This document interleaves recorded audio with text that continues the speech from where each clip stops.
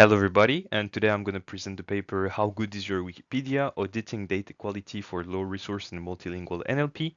This paper was presented during the ACL 2026. As you can see, a lot of people have worked on that project, so let's dive in. First off, what are the motivations and the objectives of this paper? So Wikipedia is generally considered a high quality resource because it is collaboratively written and continuously updated. However, this assumption may not hold for many low-resource languages. Some editions contain duplicated pages, untranslated text, or automatically generated articles. The objective, then, of this paper is therefore in threefold. The first one is to evaluate the quality of more than 340 non-English Wikipedias. The second one is to identify the main source of low-quality content. And finally, to study whether filtering this content actually improves downstream NLP models.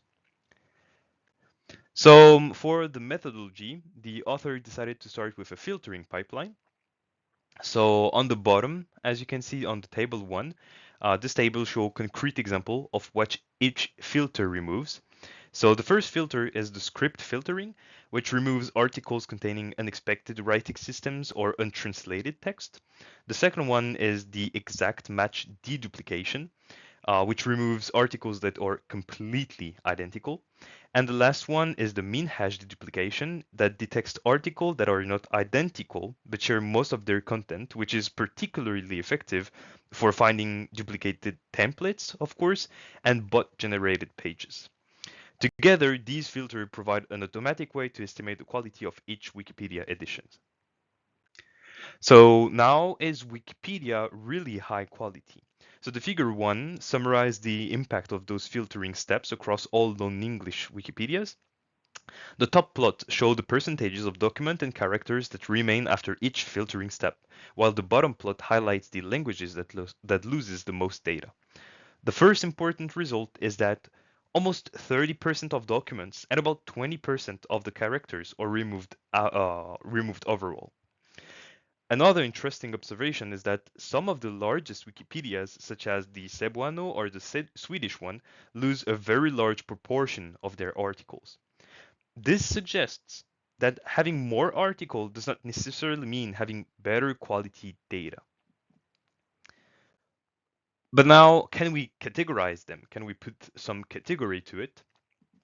And can we characterize those Wikipedia quality? So based on these filtering results, the author classified Wikipedias into 4 quality tiers shown on the figure, okay, the figure 2, so the left one. The tier 1 contains edition with very little problematic content, so it's the blue one in case of. And the tier 4 corresponds to Wikipedias heavily affected by duplication and automated generation. The confusion matrix on the right compares this ranking with the resource taxonomy proposed by Joshi and al.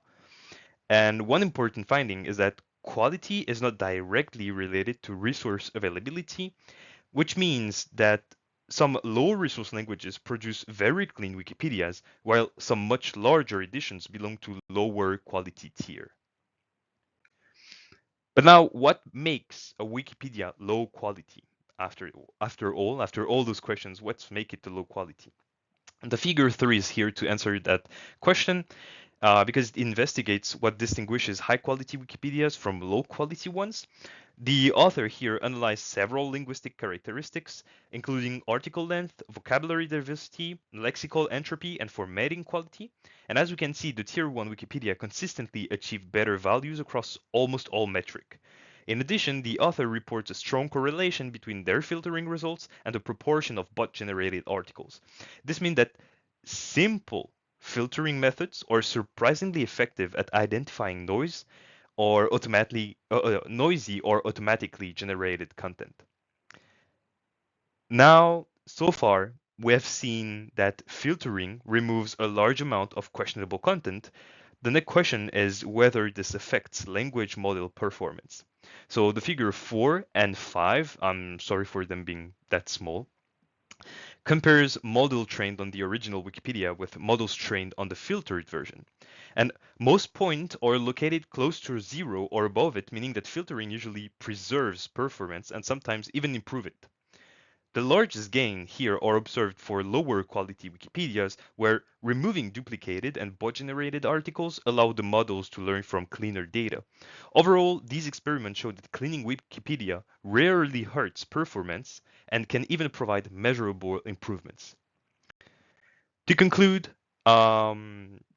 this paper challenges the most common assumption that Wikipedia is always a high-quality dataset.